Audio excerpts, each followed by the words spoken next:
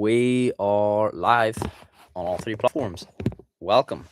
Gonna give everyone a few minutes to join and then we will crack in. We're live on TikTok, we're live on Instagram, and we are live on YouTube. I'm just setting up the cameras. We have multiple different cameras, so just bear with me. And then we're gonna crack into it. We'll talk about the plan that I have and what I'm doing for myself and what I'm doing for my clients to basically achieve our biggest goals and our biggest aspirations for this year. Funny story before we get into this though. Yesterday I was filming a live and I was actually in the car park at a shop at the back of my house, and as I was filming the live, a car pulled up right beside me, and this is all in the live. It's actually really uploaded to my YouTube and on my Instagram. But a car pulled up and thought they were looking for some guy called Ethan. And it was a random car park. Like, I mean, there was no other car, so I'm pretty sure it was a drug deal. So basically, I got in the way of some sort of drug deal. They were asking, "Are you Ethan?" I was like, "No." I was like, "What? I wonder what's gonna happen here." But they were like, "Oh, that's grand," and I was just like, "Yeah." By the way, I told them I was on a FaceTime call just because they were probably like, "Why the fuck does this guy have three different devices set up with a camera and he's speaking to all three at the same time?" Probably thought I was absolutely crazy. Patrick asked, "Did they call you a gimp?" No, they did not call me a gimp. They're actually very sound. They actually apologized to me. I was like, "Lads, there's no need to be apologizing to me because I'm sitting here in a car park just like you. Like, we're all human here, and no one owns this car park." But yes, we've got people in the live now, so we're gonna break down. And basically, again, I am no flipping expert, but this is the simplest way, and anyone who has achieved anything has used this concept. Like, I can say this confidently, um, and it's literally just to treat life like a video game. What does a video game do? Whenever you start a game, when you're on story mode, you do not start at the last level. You do not even start thinking about the last level. Most of the time, you don't even know what the last level is going to look like. But whenever we try to achieve anything in life, we always look at the last level. We always look at the person who's most successful and what we want to do. And we ask ourselves, how do I achieve that? How do I get that? We will look at the people that are the best of the best and we say, right, how do I do what they do? But the thing is, you're already looking at the final level. You haven't even started. You're already going to be overwhelmed before you even begin. And the reason most people quit something isn't because they don't know what to do. It's because they're overwhelmed. They're overwhelmed. There's too much challenge. There's not enough reward for what they're doing. So then they end up quitting. And to do anything, you want an equal amount and a perfect amount, perfect recipe to say, of challenge. Because if something's not challenging, you're not going to get as much dopamine out of it. And you're also not going to enjoy the process as much. As humans, we want to solve problems, we want to face challenges. And you want the perfect level of challenge, but also not too much challenge to the point that it's overwhelming. So, what happens whenever you start a video game? You join it and you start at level one, and you need to do that with your goals too. And bear with me because this isn't. I'm trying to simplify this in the best way possible. You can use this for anything. So, if you want to become the best chef in the world, if you want to do social media and build a following, if you want to start a business and build a really successful business, you don't just start by saying, "Oh my God, how do I do this?" Or you go to like level 55. Okay, I need to build a website. If you do that, you're going to be overwhelmed. And also, you're not going to get rewards straight away. If I haven't even got customers already in and I'm already building a website, then it's like already so much overwhelm. So you need to start at level number one. And what that can be, just make it so simple that you cannot fail. And what I always say, whenever you have a new task that comes, start with a brain dump. Just write everything and all your thoughts on pen and paper, because that is number one. Very, very simple. Anyone can do that with any level of intelligence. You're also going to get rewards straight away because you're contextualizing. That's a hard word to say. I always find those words hard to say, but you're contextualizing your thinking. You're getting everything down on pen and paper. You can then review it. And then that's level one. From level one, you then go to level two. And also from level one, you felt a feeling of reward. And once you get that micro reward, you feel really good. You get dopamine. The same way if you scroll, you get dopamine. And what happens when you scroll? You continue scrolling, you scroll again. And before you know it, you've been scrolling for hours and you've done a lot more hours and hours of scrolling than you've actually wanted to do. What you want to do is take the addiction. Scrolling is addicting. Take the addiction that you get from scrolling and put it into your goal. So by starting at level one, making it so simple and getting that micro success, you will feel amazing. You will have also solved a problem and faced a challenge, which is very important whenever you want to achieve anything. you will then get that dopamine, you will get that reward, and then you will then go to the next level. And because you've already done the first step, a lot of the time, the first step, starting, is the scariest thing because you don't know what to expect, but you've already done the first step. Then you can go to the next step, and your brain is already actually craving the reward that it has just got. It's like, oh my God, I did this thing. And I didn't know if I could do it. I overthought everything. I didn't know if I would feel. I didn't know. And you did it. So you can go from that then to the next step. And level two could literally just be figuring out what the other steps are going to be. So you could just write down, okay, I'm going to have to do this next, this next, this next, and this next. And that is, in my opinion, the perfect way to do anything that is going to help you to get anywhere. And if you think of anyone who's successful in any area of life, again, success is very subjective. It depends what you define as success. But whatever you define as success in any area, whether that is a celebrity that you look up to, if that is an influencer that you look up to, if that is a business owner you look up to, if that's someone in your work that you look up to, if it's a parent, no matter who it is, anyone that's achieved anything has went through this process of, first of all, starting at level one and then going up the levels. They didn't think too far ahead. If you think too far ahead, you get overwhelmed and you never start. So always start with the simplest thing possible. And yeah, like, if you think of anything great that has happened in this world, any cures for any horrible diseases, it always started with, okay, let me write down these things on a whiteboard. It started off with something so simple for that. So remember, if it is possible, if it doesn't define the laws of physics, you can do it, and you do it from, and don't overwhelm yourself. Again, do it from starting at the very, very small number one first step.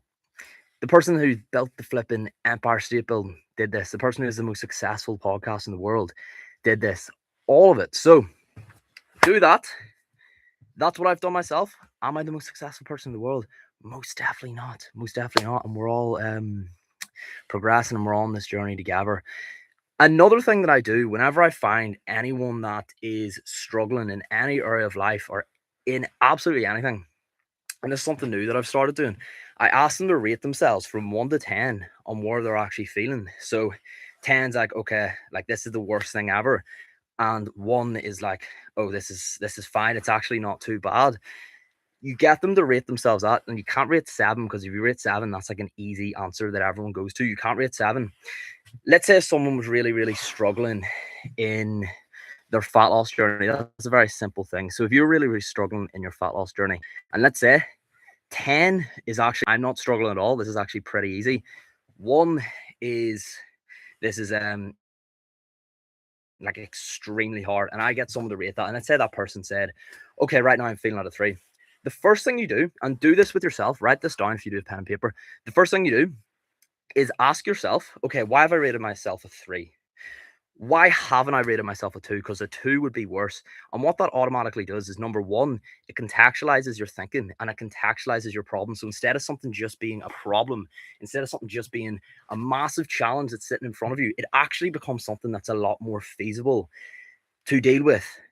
And then number two, what it does, if you've rated yourself, say, a 3, and 1 is really, really shit, 10 is like pretty decent, or actually 10 is really good, I would always say, why haven't you rated yourself a 2? And they're like, oh, well, to be fair, I haven't tracked my food, but I didn't binge eat, and I didn't eat a full-on tub of Ben & Jerry's. So that would be a 2. Figure out what would be a 2. And then what you do from that is, you've already recognized that, okay, I'm not perfect, but I'm also not actually that bad. I'm already doing some things right. And then that's going to give the person a lot more belief. So right now, whatever it is you feel like you're feeling at, first of all, actually ask yourself, what am I not feeling at? Or where would I rate myself? If I would rate myself a 3 out of 10, 10 being pretty decent, 1 being pretty shit, why haven't I rated myself a 2? And then that is already going to inspire belief in you. And then that's going to allow you to figure out the next step. And the next step is what you want. You want to get momentum. What would make me, so right now I rate myself 3 out of 10. What would make me a 4 out of 10? And it could be, if I just simply started, and again, I'm using fat loss as an example, but this goes for absolutely anything. What would make me a 4 out of 10? I would be a 4 out of 10 if I actually like hit 7,000 steps a day. And that's something so simple. And then you go from being a 3 out of 10 to a 4 out of 10. And again, what I said before, to slowly take it up in levels. You go from a 3 to a 4, and then after you get the 4, you ask yourself, okay, what would take me up to 5? What would take me up to 6? What would take me up to 7? What would take me up to an 8? And then before you know it, you're on your way to becoming 10 out of 10 in the thing that you want to focus on. So I always think that's the best way, because by rating it out of 10, it contextualizes the problem instead of it just being a problem. If it's just a problem, it's like this here. What is this here? This is my shadow. It's like a shadow in the dark. You can't really do anything with a shadow. You can't fight a shadow. It's always going away from you. But if you rate it out of 10, our brain loves a bit of logic. So you can then see it. Okay, I'm a 3 out of 10, and then figure out your way out from that to become a 4 out of 10, 5 out of 10. And before you know it, you're a completely different person. You're achieving your goals, and you look back and you're like, holy fuck, I actually can't believe I'm doing this. So yes, I hope that is really useful. I hope that helps. Now, what I'm going to do is I'm going to go through just some questions. There's been a few people that have asked questions while I've been talking there. And now I'm going to take the time to just go back through the old questions. And if anyone, we've got 17 people across the 2 or the 3 lives right now. And if anyone has any questions, fire it in now. I'll answer anything. I will answer anything. So go ahead. Someone said, well, what is the crack? I am all good. Had a really, really good Boxing Day. It's very important to really appreciate those small things, because naturally as humans, we need to teach ourselves gratitude. If you think about a child, you need to tell a child to say please and thank you. But a child will naturally be angry when something doesn't go their way. But you need to tell them to be grateful. And the same goes with us. We need a lot of people get to like 20 years old, 22, 23, they leave uni and they stop learning. Like, I'm learning new things every single day. It's very important to learn new things every single day. Be grateful every single day. Force gratitude every single day. Remove ego. Stop pretending you know everything. I will sit here and I will say and I will admit, I do not know everything. I am very, very far from that. I am nowhere near that level. And you know what? I'm never going to be that level. I'm only going to progress. And by having that mindset, it's then going to make me continue to progress, continue to get better. If I told myself I already knew everything, you cannot teach someone that already thinks that they know it. So you need the step one of becoming better, of improving, is first of all accepting that you don't know everything and accepting that you have a lot to learn. That is always step one. So yeah, questions, guys. Fire in. We have 12 people across 2 lives. Someone says sometimes you fall off and start again. Exactly. And every single day that you wake up is an opportunity to start again. Like right now, if you're not in the best place, realize tomorrow you can wake up and you can just decide to defy your old life. You can just decide to completely change the person that you are, completely change the relationships around you. That is the best thing about being a human. We can just wake up at any time, any day, open our eyes again, and just decide, you know what? I'm done with that relationship that I'm not happy in. I'm done with that person. I'm done sleeping about. I'm done with that job. I'm done telling myself a lie. I am done not being open and honest with myself. I am done not being open and honest with my friends. I am done with all that. So understand that. And that is such a great feeling. And I know myself, if anything goes wrong in my life, if someone came on here and called me out, or someone came on here and slagged me or made me feel bad, or if I had some hate in person, I know that that's fine, because the next day I can wake up and I can start again. You can always start again. And that is the best thing ever. We've got another comment in. Any comments, any questions, put this in. Niall Dawn said, love it, coach. Niall's a client of mine. You gave me that advice months ago and it really helped me. Joking, you're not a fruit. Thank you very, very much, brother. Really appreciate it. Any other questions, folks? Fire in. We've got someone saying, did you fall after watching the way Daniel Dargan bees with his life? Positive person. What do you mean by, I don't know what you mean by that question. I actually have no idea if you could write that out again. You also said 2026. I'm going to wish I was like you. Anyone on these lives, do not wish you were like me. I said this on a live yesterday. So if you feel the feeling of envy, or if you feel the feeling of, oh my God, that person has something that I want, it's not always that person that you want to become, because you wouldn't trade the worst parts of their life. There's only certain parts of their life that you want. So for example, let's say I was unhappy with the amount of muscle that I had, and I looked at The Rock on TV and I said, oh my God, The Rock is class, I would automatically just say I want to be like The Rock. But truthfully, I don't actually just want to be like The Rock. And there's probably a lot of parts of his life which I wouldn't trade for, because I'm only looking at the upside. Whenever we're looking at someone else, we always think about the upside. We never think about the downside. Whenever we look at ourselves, we always think about the downside and we never think about the upside. And that's one of the unfortunate things about being a human. But I would look at someone, I would feel envious, and I would just think I want to be them. But the thing is, you don't want to be them. There's always going to be a part of their character that you want. So for example, if I look at The Rock, I'm like, okay, he's in really good shape. I want the muscle that he has. And then you break it down another step. How do I make this more simple? How can I get to the next? How can I break this down to like a smaller level? Because gain a bunch of muscle, that's a big goal. How do I bring this down to a smaller goal, which I can actually achieve? All right. Well, I need to be disciplined. I need to hit the gym. I need a structured gym schedule. That's very overwhelming. Okay, the first thing I'm going to do is reach out to someone that I know could build me out a plan. Or the first thing I'm going to do is just go into the gym and start learning and just start hitting the weights, start watching the videos on YouTube. Simple as that. Or start following people that give out really, really good advice. That's something really, really simple that you could do that's going to get you from point A to point B. So the person who said they want to be like me, thank you very much. It's such a great compliment. I really appreciate that. But again, there's parts of my life you probably wouldn't want. And just look at the parts that you like about me, and understand that that is like a step. It is like a hint of where you want to go, but you need to be specific about what it is that you want. Is it do you want my mustache? Do you want the confidence? What is it specifically? And again, just remember, you're not seeing the full picture, and that's why I'm trying to be open and honest about this. As great as it is, someone tell me that they want to be like me, I'm not going to sit here and be like, yeah, you should want to be like me. I'm the greatest guy about. I'm a messiah. I'm the best coach ever. You should want to be like me, because at the end of the day, everyone is shit. Everyone has downsides to their personality that they're not going to talk about. And again, that's the reason I'm coming on and doing these lives every single day, because I want to be as open and honest and transparent as I possibly can. And I'm going to keep doing that for the foreseeable. Someone has asked me, where are we? What does success mean to you? So yeah, as I said, I think this is a comment from I said earlier, success is very subjective. Success can mean many things as well, even for me in different areas of life. So like success with family means one thing that is very different with success in business. Success in business for me is being very, very specific, being very, very tangible, being very, very results based. Success in family is more emotion driven. So there's going to be different ways that you will take on success and different things you will look for success. Success is a very broad statement. But like as an example, success in business means, okay, I'm seeing numbers go up. Success in the gym means, okay, I'm getting more stronger. It means I'm achieving the goals that I want. Success with family means I actually feel present. It's a very different feeling. It's still success, but it's just success in something different. So yeah, for family, it means being present, being there in the moment. For my fitness and my health and my training, it means I'm seeing progression. And for business, it means that I'm having impact. It means that I'm being the best coach that I can.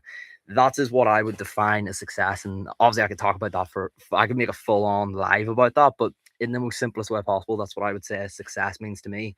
Someone asked, are you a lifestyle coach? So I'm not a life coach, and I wouldn't call myself a life coach, because obviously I haven't solved every single area and every single aspect of life.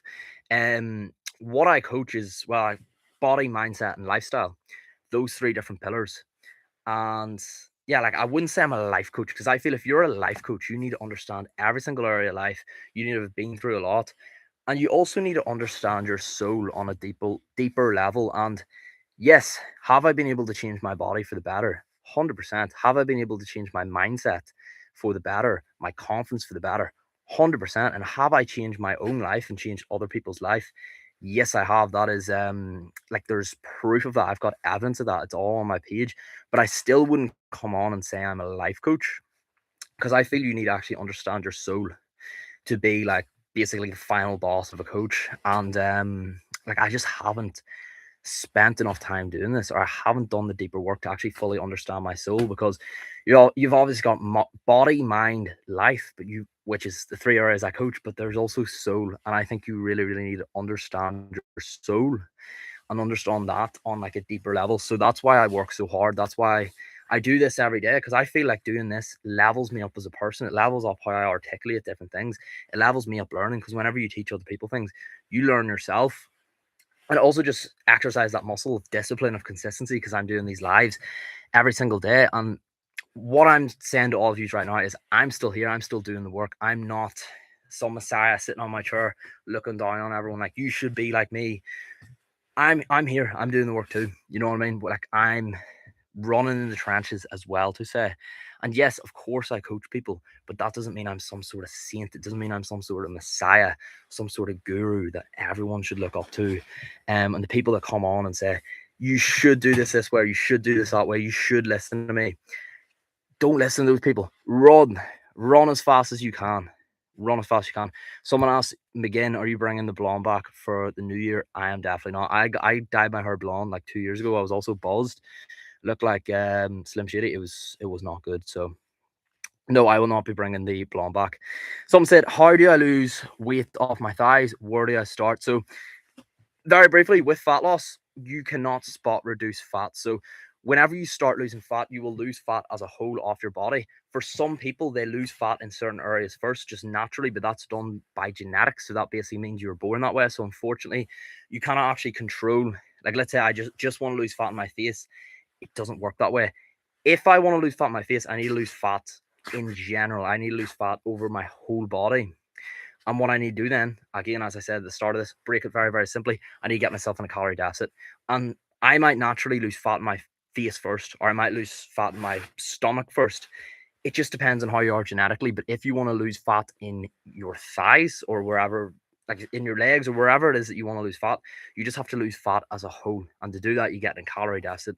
So yeah, that's what you do to basically lose fat on your thighs. You cannot spot reduce fat, unfortunately. And what I mean by spot reduce fat, I cannot just say, okay, I want to lose fat here, and it'll just lose fat there.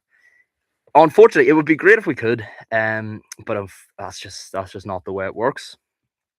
Some said not a fan of you after you recorded a friend in Eddie and uploaded without asking. So yes, I actually like this. I could look at this as a call out, but I actually do remember your friend messaged me about that, and I actually did remove the video because she like sent me a message. She was really upset about it, and I could tell in her messages, and she was slagging me off. She said a lot of bad things about me. My first point is that see filming people in public, it is actually completely legal. There's nothing wrong with filming people in public. If you're out in a public area, there are cameras on you at all time. There's security cameras on you. Could be a news reporter in the background.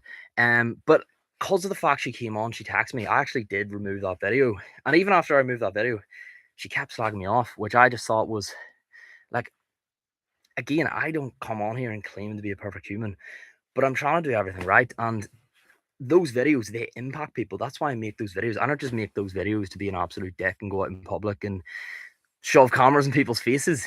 But I've seen the impact they have, so that's why I do them. And if I upload a video and someone comes on and someone says, "Oh, when I was actually in that video," and they say, "Okay, I was the only person in that video. I'm in the video for the whole time, and I'm just not comfortable with me being on it." Most of the time, I'll actually take it down, unless they're only on it for like a split second and it's not a massive deal. But most of the time, I actually genuinely will take it down. And in her case, I did take it down. So yeah, like I texted her, I said, right, I'll take that down, no sweat at all. But still very, very upset about that. But it is what it is. You're not going to please everyone. No matter what I do, there's still going to be people who just don't agree with what I do. I can make videos in my kitchen making recipes. People would have an issue. I can make videos about mindset, just talking to the camera. People would have an issue. I can make videos out in public. People are going to have an issue. No matter what, people are going to have an issue. You're not going to please everyone. If you're not a fan of me, that's 100% fine. I don't hate you. I'm not a fan of you, or I'm not a fan. It's not that I'm not a fan of you either. I just understand that not everyone is gonna like you, and that's okay. Like I'm okay with that. And I don't say this to be a dick. I literally just say this because I want to be as respectful as possible. I want to be as down to earth as possible. I've just explained to you here why I do what I do, and I could have plenty of people come on here and also explain how I've actually changed their lives from those videos. So I'm going to keep them going. And yeah, hope you're all good. Hope you're all well. So, folks, we're basically done the Q&A. I believe all the questions have been answered. Just the bottom question, Curtis, I'm not going to answer this question on a live just because like obviously you just don't know who's listening. So unfortunately I can't answer that question. The other question you asked me, are you on a bulk? I was on a bulk. I'm actually going to go into a cut in the summer. I'm going to go into a cut here in January, and yeah, we're going to get absolutely shredded down. So I cannot wait. We're going to be walking the walk. A lot of my clients are in fat loss phases too, so it's very, very good when I'm able to be there with them, because I feel like when I'm bulking and also my clients are cutting, I'm like, right, this class I'm bulking, but also I like to go back and to like go into a fat loss phase, because it's actually been so long since I've been in a fat loss phase myself. So yes, is that all the questions? We got one in from Beth Bean, and then we're going to wrap this up. I think you need to look at the Northern Assembly website. Owen, you're wrong, Beth. Fact check before we talk. Film without consent is not permitted. Beth, it is okay. It is all good. Send me off the screenshot, and like I'll actually hear you out. Like I genuinely will.